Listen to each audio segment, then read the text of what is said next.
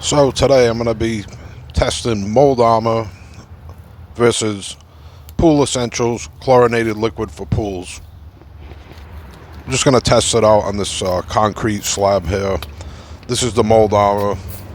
I'm just putting it on straight. Didn't dilute it at all, so we'll see how this stacks up against the Pool Essentials chlorinated liquid for pools 10% SH. And we'll put that on straight too. Looks like the Mold Armor is already starting to work. Okay, next I'm going to treat it with the chlorinated liquid for pools.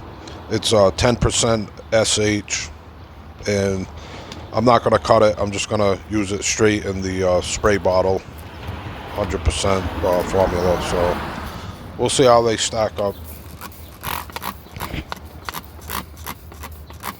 Yeah, I'd have to say the SH seemed to do the better job of the two. So that's 10% SH and the chlorinated liquid for pool essentials.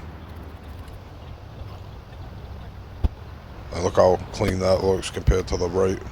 Pool Essentials chlorinated liquid for the win.